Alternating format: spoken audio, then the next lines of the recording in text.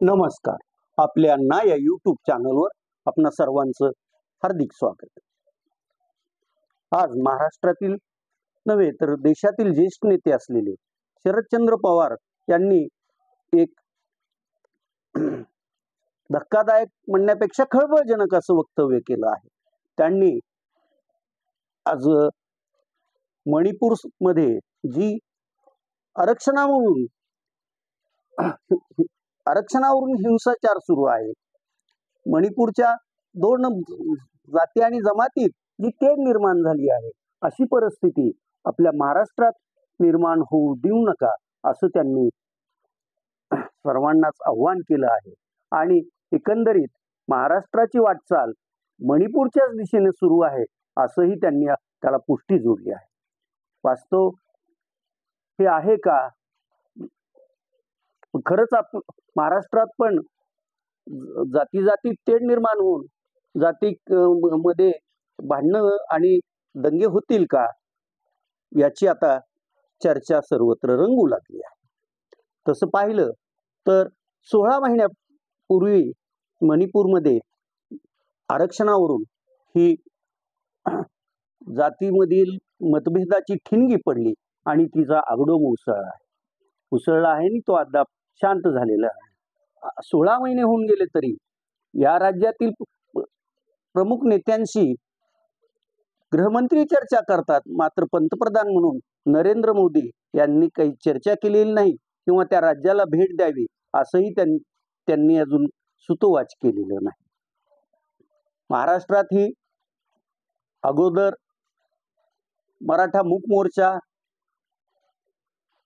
त्यानंतर मनोज जरांगेंनी जुलै 2023 मध्ये सुरू केलेलं मराठ्यांना ओबीसी प्रवर्गातून आरक्षण मिळावं हे आंदोलन आणि त्यासाठी सुरुवातीला केलेलं उपोषण आणि त्यानंतर 20 जुलै रोजी सुरू केलेलं 5वं उपोषण,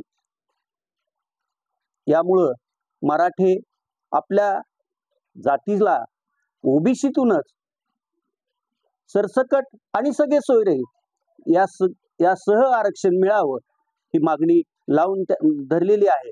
आणि जागोजागी रस्ता रोको, आमरण उपोषण, निदर्शनं हे कार्यक्रम सुरू झाले आहेत.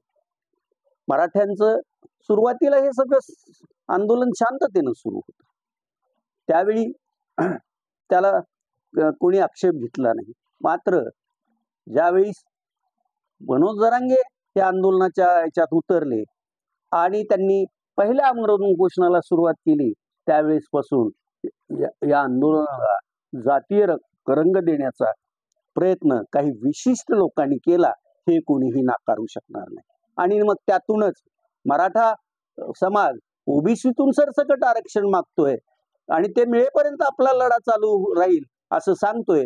हे पाहून आता ओबीसी समाजातील प्राध्यापक लक्ष्मण हाके, त्यांचे सहकारी नामदेव गायकवाड, नामदेव वाघमारे, त्याचबरोबर आता वंचित बहुजन आघाडीचे सर्वेसर्वा प्रकाश आंबेडकर यांनीही आरक्षण बचाव यात्रा महाराष्ट्रात सुरू केलेली आहे. काल धाराशिव जिल्ह्यात बोलताना प्रकाश आंबेडकर यांनी अगदी भाजपच्या सुरात सूर मिसळला आहे आणि त्यांनी शरदचंद्र पवार यांनी मराठा आरक्षणाबाबत आपली काय आहे ती भूमिका ठामपणे मांडावी, जाहीर करावी आणि मग त्यांचं मत काय हे जाणून घेऊन सर्वांनी मग एकत्रित येऊन यावर तोडगा काढावा अशी असा त्यांचा मानस आहे.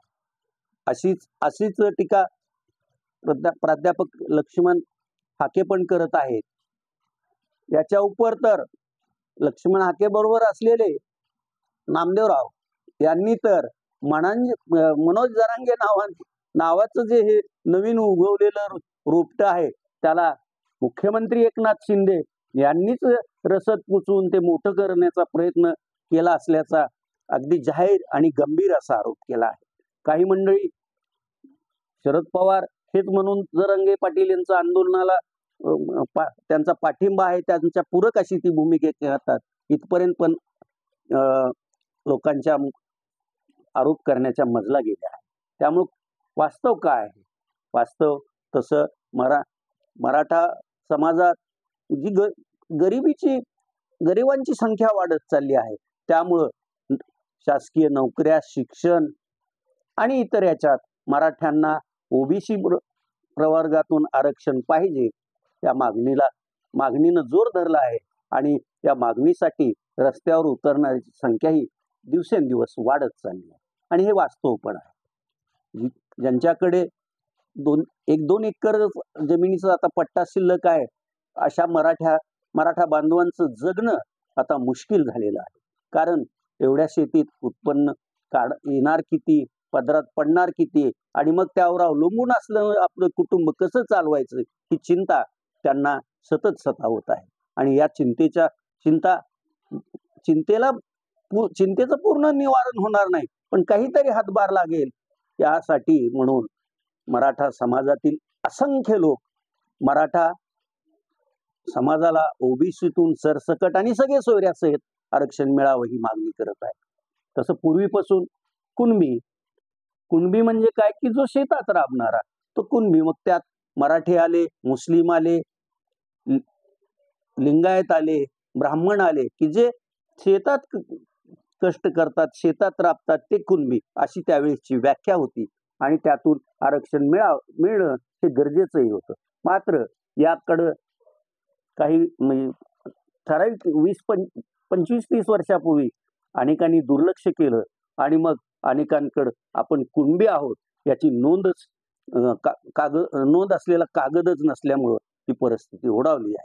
आता यासाठी मनोज जरांगे पाटील यांच्या पहिल्या आमरण उपोषण आंदोलनापासून सरकारनं नोंदी तपासणं सुरुवात केली आणि असंख्य नोंदी मिळाल्या. त्यावर त्या नोंदीच्या आधारानं अनेकांना या वर्षभरात कुणबी प्रमाणपत्रही मिळाली.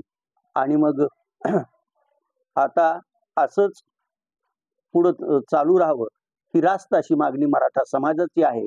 मात्र यात आता अडथळे आणण्याचं काम सुरू आहे आणि हे अडथळे दूर करण्यासाठी खऱ्या अर्थानं सर्वच राजकीय मंडळी, सर्व समाजातील धुरीण मंडळी यांनी एकत्र बसावून मार्ग काढणं हीच आज काळाची गरज आहे.